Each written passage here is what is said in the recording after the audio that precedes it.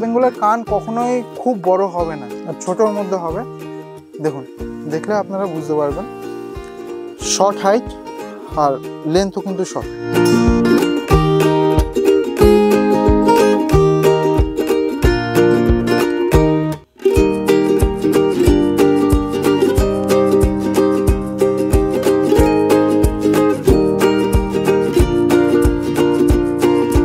যাদের সাদা ছাগলের উপর একটা মানে ফ্যাসিনেশন আছে যে সাদা ছাগল পুষবো, অনেকেই রয়েছেন কুরবানি পারপাসে করেন।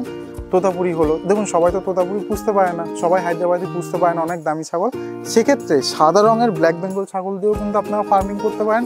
তাদের বাচ্চাগুলোকে যদি আপনারা সঠিক যত্ন করেন, কোরবানির সময় কিন্তু মার্কেটের যেই রেট চলে তার তুলনায় অন্তত 1.5 গুণ বেশি দাম আপনারা খাসি বাচ্চাতে পাবেন।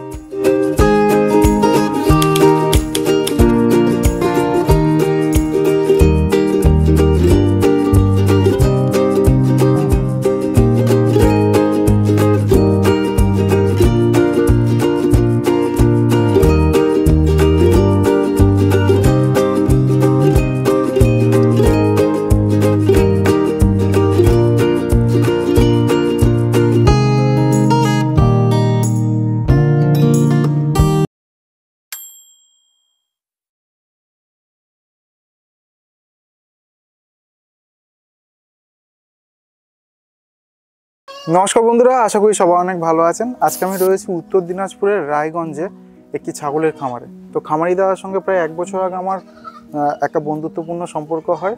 তারপর থেকে তো দাদার সঙ্গে বিভিন্ন সময় কথা হয়েই থাকে। তো আজকে যেহেতু উত্তর দিনাজপুরের রায়গঞ্জে বেশ কয়েকটা খামারে এসেছি, ভাবলাম দাদার সঙ্গেও একটু দেখা করে যাই। দাদা নমস্কার। নমস্কার, কেমন আছেন দাদা? ভালো আছি দাদা। একটু ছোট করে আপনার ঠিকানাটা, আপনার নাম পরিচয়টা জানাবেন। নমস্কার, আমার নাম দীপঙ্কর সরকার। এটা কর্ণজোড়া কালীবাড়ি, মোটর কালীবাড়ি, রায়গঞ্জ, উত্তর দিনাজপুর। আচ্ছা দাদা, এই ফার্মটি স্টার্ট করেছেন কবে? বছরখানিক। দাদা আপনার তো বোধহয় একটা অন্য ব্যবসাও রয়েছে? হ্যাঁ হ্যাঁ। কিসের ব্যবসা রয়েছে? আমাদের গ্রিলের ম্যানুফ্যাকচারিং। গ্রিল ম্যানুফ্যাকচার করেন আপনারা? তাহলে আমরা যা জানি গ্রিল ম্যানুফ্যাকচারিং একটা খুবই ভালো ব্যবসা এবং পারিবারিক একটা ব্যবসা আপনাদের, এবং এটা সুপ্রতিষ্ঠিত। তার পাশাপাশি ছাগল পালন এটা মূলত শখের বসে। শখের বসে? কোনো ব্যবসায়িক উদ্দেশ্য নেই? না না, ব্যবসায়িক উদ্দেশ্য ওইভাবে না, কমার্শিয়াল ভাবে করার তো ইচ্ছা, কিন্তু মানে প্রথম থেকে শখ করে আর কি করব। আচ্ছা, একটা শখ ছিল যে ছাগলের একটা ফার্ম করব, খামার করব, আস্তে আস্তে এটাকে বাণিজ্যিক দিকে নিয়ে যাবে। হ্যাঁ। আচ্ছা দাদা, একটুখানি আপনার ঘরটা দেখি এবং সে সঙ্গে একটু আলোচনা করি। একটু বাইরে থেকে একটু প্রথমে দেখে নিই। যেহেতু একটা হাইটটা কতটা রেখেছেন দাদা? এটা আছে 4 ফিট। 4 ফিট? এটা মানে মাচা অবধি 4 ফিট। 4 ফিট রয়েছে। তারপরে আছে 7 ফিট।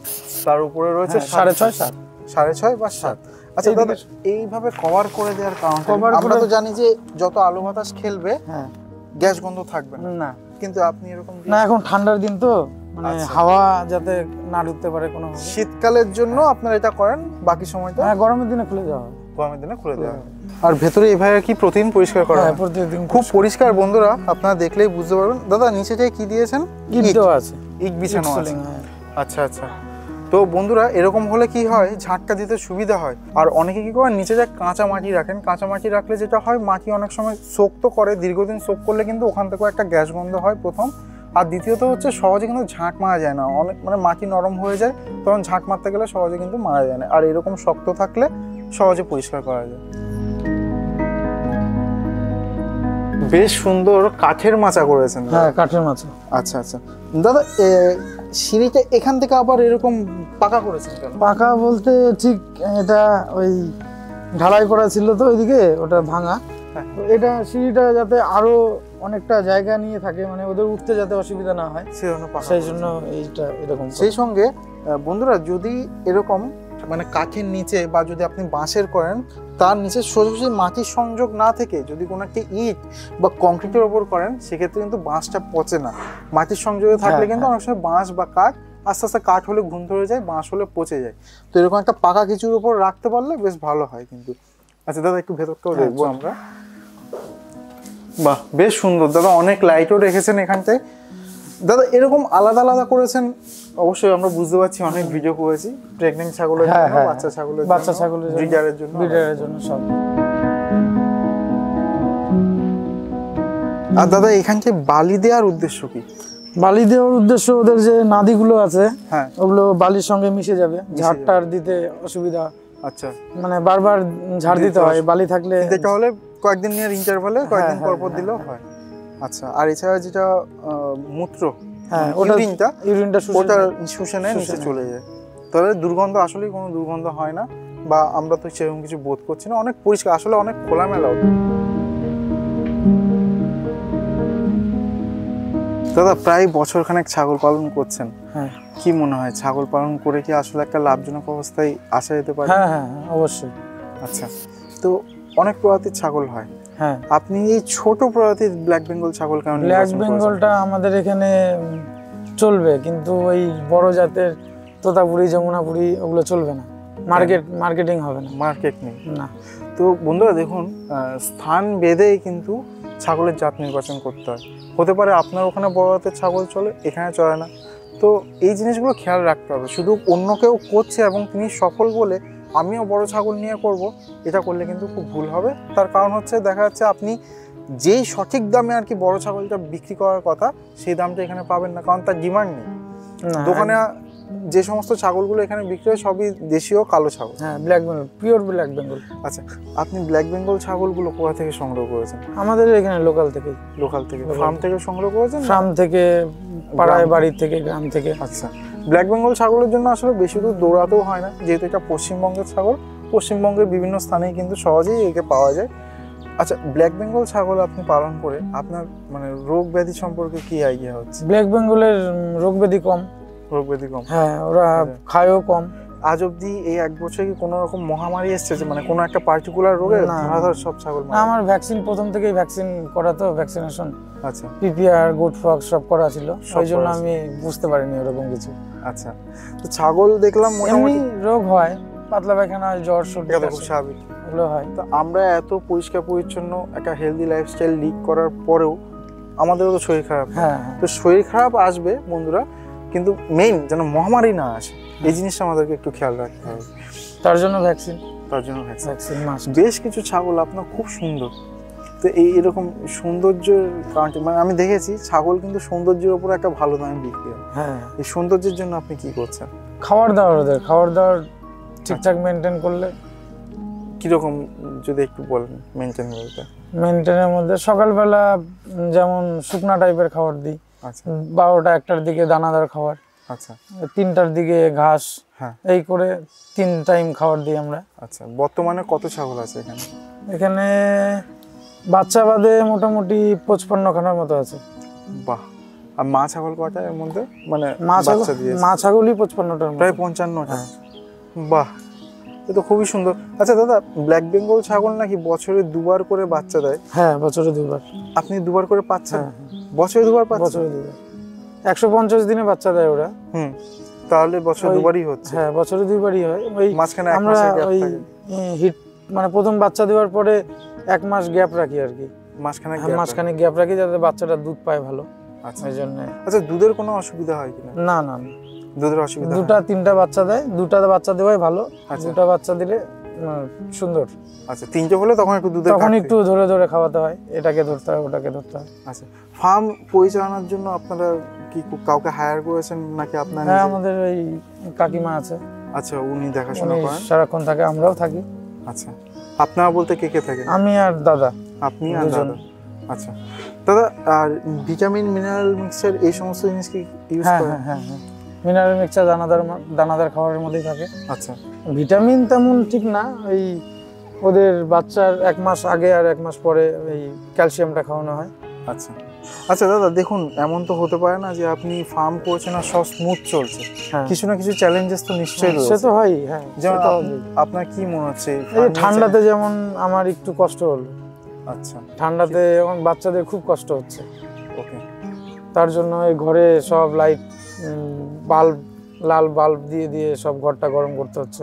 আচ্ছা, বের করতে হচ্ছে ওদের কম কম। প্রচুর বাল্ব, আপনার আমি জানি না বন্ধুরা খেয়াল করেছেন কিনা, অনেক বাল্ব কিন্তু ভেতরে বাচ্চার শরীর গরম রাখার জন্য কিন্তু দাদা এটা করেছেন, যাতে বাচ্চাগুলো টিকে থাকে। কারণ ফার্মের ভবিষ্যৎ হচ্ছে বাচ্চাগুলো বড় হলে, সুস্থ থাকলে বাচ্চা তো বড় করতেই হবে। আচ্ছা দাদা, ইতিমধ্যে কি আপনার আশপাশ থেকে লোকজন এসে খোঁজ খবর নেয় নাকি যে দাদা বাচ্চা আছে? হ্যাঁ, অনেকেই আসে। আচ্ছা, এর মধ্যে কি বাচ্চা কাচ্চা বিক্রি হয়েছে কিছু? হ্যাঁ, কিছু হয়েছে। আচ্ছা, ছোট খাসির বাচ্চা জোড়া হিসাবে। আচ্ছা, জোড়া হিসেবে মানে দুধ ছাড়লো, হ্যাঁ, ওই সাইজের খাসির বাচ্চাগুলো বিক্রি করে দিই। আচ্ছা, ধরুন আমার ভিডিও দেখে আপনার আশপাশ থেকে কেউ যদি ফার্ম করতে চায়, আপনার ফার্ম থেকে যদি কিছু ছাগল নিতে চায়, কিছু ছাগল কি দেওয়া যাবে? বাচ্চা ছাগল? হ্যাঁ, দেওয়াই যায়। বাচ্চা, এবং বাচ্চার থেকেও ভালো হয়। আমরা নিজেরাই বলে থাকি যে যখনই আপনি ফার্ম স্টার্ট করবেন একটু ম্যাচিওর ভালো ছাগল নিয়ে করবেন, সেক্ষেত্রে দেখা যায় যে তাড়াতাড়ি বাচ্চা আসে। আর বাচ্চা হলে তাকে বড় করতে একটা সময় লাগে, সেই হিটে এলো, প্রেগনেন্ট হলো, তারপর বাচ্চা হলো, তারপর সেই বাচ্চা 4 মাস বয়স হলে বিক্রি, তাকে অনেক লম্বা সময় লাগে। সেজন্য আমরা বলি যে কিছু ম্যাচিওর ছাগল নিয়েই কিন্তু ফার্মিং করবেন, বাচ্চা নিয়ে না করার থেকে ওটাই ভালো। কেউ যদি একটু ম্যাচিওর ছাগল চায় কয়েকটা, সেক্ষেত্রে কি সাহায্য করতে পারবেন কিনা? সে দেখা যাবে কিছু। আচ্ছা, কয়েকটা হলেও, কয়েকটা সব তো আর দেওয়া যাবে না, সে 2-1টা 4টা আচ্ছা দেওয়া যাবে। ঘাসের মধ্যে কি কি ঘাস রেখেছেন আপনারা? ঘাস আছে হাইব্রিড নেপিয়ার, আচ্ছা, COCN4, ওকে, রেড নেপিয়ার। আচ্ছা, 3 রকমের ঘাস রেখেছেন, ওকে। আচ্ছা দাদা, একটা জিনিস বলুন তো, অনেকে বলে যে ঘাস ছাড়া ছাগল পালন, হ্যাঁ, এটা সম্ভব কি? সম্ভব না। আচ্ছা, ছাগলের ঘাস লাগবেই। আচ্ছা, তো বন্ধুরা, আসলে এই তথ্যটা আশা করি আজকের দিনে হয়তো আর কেউ বিশ্বাস করে না। আজ থেকে প্রায় 1.5-2 বছর আগে প্রচুর প্রতিবেদন দেখবেন, আপনার টাইটেল দিকে সার্চ করে দেখুন, ইউটিউব সার্চ বারে গিয়ে, যে ঘাস ছাড়া ছাগল পালন, মানে ভর্তি ভিডিও। আসলে কিন্তু ঘাস ছাড়া একদম সম্ভব নয়, আবার শুধুমাত্র ঘাসের উপর ডিপেন্ডেবল হয়ে কিন্তু একটা কমার্শিয়াল ফার্ম চালানো সম্ভব নয়। দুটোই প্রয়োজন হয়, ঘাসেরও প্রয়োজন রয়েছে, জলেরও প্রয়োজন রয়েছে, ড্রাই ম্যাটারেরও প্রয়োজন রয়েছে। কেউ যদি বলে দানা ছাড়া ছাগল পালন, সেটাও ভুল। কেন করা যাবে না? করা যাবে, কিন্তু যে সময় লাগবে একটা ছাগলের তৈরি হতে, অতদিন ধৈর্য ধরে আপনি আসলে বসে থেকে ফার্মিং করতে পারবেন না। ঘাসটারও প্রয়োজন আছে, দানাটারও প্রয়োজন আছে, একটা সঠিক ব্যালেন্সে সবসময় করা উচিত। দাদা, বাচ্চাগুলোর এই মানে শরীর গরম রাখার জন্য এই ঘরের ভেতর বাল্ব দেওয়া ছাড়া আর কি কিছু করেন? গরম জল খাওয়ানো বা এই ধরনের? হ্যাঁ, গরম জল। ওরা ঠান্ডার দিনে সবসময় গরম জল। গরম জল, জল যতটুকু খাবে গরম জল, গরম জলই খায়? হ্যাঁ। বাহ, আমরা কিন্তু অনেকেই কি করি যে জলের গামলাটা দিয়ে দিলাম, ওদের যখন তেষ্টা পেলো এলো খেলো, ওরা তো খাবে, ওরা তো স্বাস্থ্য সম্পর্কে বোঝে না। তো ঠান্ডা খেলে কিন্তু ওই ঠান্ডা, যদি খুব ঠান্ডা, যেমন এখন বর্তমানে গত 2 দিন ধরে আমি রায়গঞ্জে রয়েছি, সূর্য ওঠেনি, এখন যেমন দুপুর বাজে 1:30 বন্ধুরা, এই 1:30টার সময় এখনো সূর্য ওঠেনি, খুব ঠান্ডা। ঠান্ডা জল খেলে খুব স্বাভাবিক, বাচ্চাগুলোর বিশেষ করে ঠান্ডা লাগবে, বা মার ঠান্ডা লাগলে সেক্ষেত্রেও কিন্তু বাচ্চার শরীরে কিন্তু রোগ সংক্রমণ হতে পারে যদি তার জ্বর টর আসে। তো এই জিনিসগুলো অবশ্যই আপনারা খেয়াল রাখবেন। আর যদি কোনো বন্ধু ব্ল্যাক বেঙ্গল ছাগল নিয়ে ফার্ম করতে চান, অবশ্যই সবাইকে বলি কিন্তু হাটবাজার থেকে ছাগল না, যেহেতু ব্ল্যাক বেঙ্গল চারিদিকে অ্যাভেলেবেল, হাটবাজারও অ্যাভেলেবেল, সেখান থেকে না নিয়ে নিকটবর্তী কোনো একটা ফার্মের থেকে নিয়ে তবেই কিন্তু করবেন, যেখানে আর কি, দেখুন দাদা যেমন বলছেন তার কখনো মহামারী আসেনি, কেন? উনি সবসময় ভ্যাকসিনগুলো করে গেছেন, ভ্যাকসিনেটেড ছাগল সবসময় নেবেন। দেখুন এখানে আপনারা অনেকেই বলেন যে ছাগলের দুধের অভাব হয়, বাচ্চাগুলো কিন্তু সব সময় মানে যখনই সুযোগ পাচ্ছে মায়ের দুধ পাচ্ছে, আর যেই মায়ের কিন্তু দুধ হবে না সেই মা কিন্তু বাচ্চাকে দুধ খেতে দেবে না, খালি পালিয়ে বেড়াবে। আমি ক্যামেরা কতক্ষণ ধরে রাখবো, যতক্ষণই ধরে রাখি না কেন, এই দেখবেন মানে মা তার বাচ্চাকে দুধ দিচ্ছে।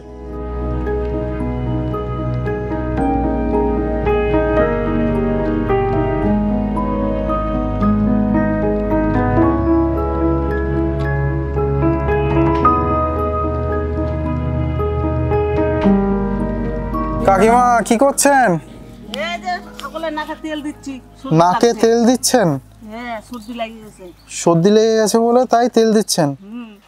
তো বন্ধুরা দেখুন, দাদা এত প্রিকশন নিয়েছেন, ওখানটায় 4-5টা ঘিরে দিয়েছেন মাচাতে যেন ঠান্ডা না লাগে, তারপর এদেরকে গরম জল দেওয়া হয়। দেখুন বন্ধুরা এখানটায়। আচ্ছা দাদা, গরম জলটা এরকম লাল কেন? গুড় জল। গুড় জল, আচ্ছা। গুড় লবণ দেওয়া। গুড় দিলে কি হয়? গুড় লবণ দিলে ওদের টেস্ট বাড়ে। টেস্ট বাড়ে, একটু বেশি খায়, কারণ জলটাও তো খাওয়ার প্রয়োজন রয়েছে। তো গরম জল দেওয়া হচ্ছে, এরপরও কিন্তু মাঝে মধ্যে একটু ঠান্ডার সমস্যা থাকবেই। এবার এই জিনিসগুলো নিয়ে কিন্তু ভয় পেলে হবে না। গোট ফার্ম করুন, ডেয়ারি ফার্ম করুন, পোলট্রি করুন, এই জিনিসগুলো ছোটো ছোটো রোগগুলো থাকবে, এবং তার জন্যই কিন্তু আমরা সবসময় বলি যে একটা ট্রেনিং নেবেন। ট্রেনিং আপনার যে কোনো পছন্দের জায়গা থেকে নিতে পারেন, সরকারি প্রতিষ্ঠান, বেসরকারি প্রতিষ্ঠান, যে কোনো জায়গা থেকে নিতে পারেন, এবং নিয়ে তবেই কিন্তু ফার্মিং করবেন। যেই কারণে কিন্তু দাদারা এত সুন্দরভাবে ফার্মটা পরিচালনা করতে পারছেন। তো বন্ধুরা, এবার একটু দাদার একটা দুটো ছাগল, যেমন এই সামনেই একটা ছাগল রয়েছে, দেখুন কত সুন্দর অরিজিনাল ব্ল্যাক বেঙ্গল ছাগল। বন্ধুরা জানবেন এরকম খাটো পা হবে, ঠিক আছে, পেছনের পাও একটু খাটো হবে, আর দেখুন কানগুলো এরকম হবে। আর দেখুন এর বাচ্চা দেখুন, যদি দুধের অভাব হতো বাচ্চা কিন্তু মানে এসে দুধ খাওয়ার চেষ্টা করতো না। তো এরকম সুন্দর কিন্তু ব্ল্যাক বেঙ্গল ছাগলগুলো হয়। ওখানে দেখুন একটা সাদা রঙের ছাগল, অনেকে ভাবেন সাদা হলেই বোধহয় ক্রস, ব্যাপারটা তা নয়, সাদাও কিন্তু ব্ল্যাক বেঙ্গল। এর কানগুলো দেখুন বন্ধুরা, ছোট যেটা হবে, পা ছোট হবে, সাইজ ছোট হবে। যদি ওই পা একটু বড়, অনেকে বলেন আমাদের দেশি ছাগল কালোর মধ্যে হাত পা লম্বা লম্বা ছাগল ভালো ছাগল, না, যদি কালোর মধ্যে হাত পা লম্বা লম্বা হয়ে গেল সে আর কিন্তু দেশি ছাগল হলো না। তো ব্ল্যাক বেঙ্গলের মধ্যেও কিন্তু কিছু ছাগল রয়েছে যারা সাদা রঙের। তো এই একটা হোয়াইট কালারের ব্ল্যাক বেঙ্গল, কান হবে ছোট, দেখুন কান দেখলে আপনারা বুঝতে পারবেন। এর আগেও একটা ভিডিওতে আমি বলেছি যে যাদের সাদা ছাগলের উপর একটা মানে ফ্যাসিনেশন আছে, যে সাদা ছাগল পুষবো, অনেকেই রয়েছেন কুরবানি পারপাসে করেন, যে সাদা অন্যান্য জাতের ছাগল নিয়ে আসার চেষ্টা করেন, যে তোতাপুরি হলো, দেখুন সবাই তো তোতাপুরি পুষতে পারে না, সবাই হায়দ্রাবাদি পুষতে পারে না, অনেক দামি ছাগল। সেক্ষেত্রে সাদা রঙের ব্ল্যাক বেঙ্গল ছাগল দিয়েও কিন্তু আপনারা ফার্মিং করতে পারেন। তাদের বাচ্চাগুলোকে যদি আপনারা সঠিক যত্ন করেন, কোরবানের সময় কিন্তু মার্কেটের যে রেট চলে কষাইওয়ালা দোকানে, তার তুলনায় অন্তত 1.5 গুণ বেশি দাম আপনারা খাসি বাচ্চাতে পাবেন, যদি সেই খাসিকে আপনি কোরবানি পারপাসে রেডি করেন। তো যদি সুন্দর করে আপনারা পরিচর্যা করেন, ভালো দানা খাবার দেন, সঠিক নিউট্রিশন দেন, দেখবেন কানগুলো প্রায় লাল লাল হয়, নাকের কাছটা, ঠোঁটের কাছটা লাল লাল হয়, খুব সুন্দর লাগে। দাদা ব্রিডার কি রেখেছেন আপনি? ব্রিডার হয়তো আছে দাদা, ব্রিডারটাও দেখবো, খুব সুন্দর ব্ল্যাক বেঙ্গলের মধ্যে, দেখুন। আচ্ছা, এর কানটা দেখবেন বন্ধুরা আপনারা, ঠিক ছোটোর মধ্যে। ব্ল্যাক বেঙ্গলের কান কখনোই খুব বড় হবে না, ছোটোর মধ্যে হবে, দেখুন, দেখলে আপনারা বুঝতে পারবেন। শর্ট হাইট আর লেন্থও কিন্তু শর্ট। তো এরকম একটা ভালো ব্রিডার অবশ্যই সবার কিন্তু ফার্মে রাখা উচিত। ব্রিডার থাকলে মা ছাগলগুলো খুব তাড়াতাড়ি ঘন ঘন কিন্তু হিটে আসে। আদারওয়াইজ দেখবেন অনেকের হিটের প্রবলেম হয়, পাঁঠা দেখলে সেক্ষেত্রে কিন্তু মানে তাড়াতাড়ি হিটে আসে। আর অনেকের একটা ভুল ধারণা রয়েছে, যদি এটা খুব ইম্পর্ট্যান্ট কিছু না, তাও আমি বলছি, অনেকের ভুল ধারণা রয়েছে পাঁঠার ইউরিন থেকে বোধহয় কোনো হরমোন নিঃসরণ হয়, যেটা থেকে আর কি মেয়ে ছাগল হিটে আসে, তা নয়। পাঁঠার শিং থেকে এক ধরনের লিকুইড নিঃসরণ করে, যেটা হয়তো আমরা এমনি খালি চোখে বুঝতে পারি না, একটা হরমোন নিঃসরণ করে, একটা কেমিক্যাল নিঃসরণ করে, যেটার গন্ধে কিন্তু মেয়েরা কিন্তু মেয়ে ছাগলগুলো হিটে আসে। অতএব পাঁঠা রাখা ভীষণ প্রয়োজন। পাঁঠা ছাড়া কিন্তু ফার্ম করা, ভালো ফার্ম করা খুব অসুবিধা। তো দাদা অনেক ধন্যবাদ, আমাকে অনেক সময় দিলেন। তো যদি আমার কোনো দর্শক বন্ধু একটা দুটো ছাগল নিতে চায়, বিশেষ করে আমি বলবো বাচ্চা তো অবশ্যই বিক্রি হবে, কিছু দু একটা যদি ম্যাচিওর ছাগলও দেওয়া যায়, তাহলে তাদের ফার্মটা করতে সুবিধা হবে। আপনার অনেক ধন্যবাদ জানিয়ে ভিডিওটি শেষ করছি। ধন্যবাদ সকলকে। যদি কোনো কিছু জানার থাকে অবশ্যই কমেন্ট করবেন। দীপঙ্কর দা এবং আমি দুজনেই কমেন্টে উত্তর দেব।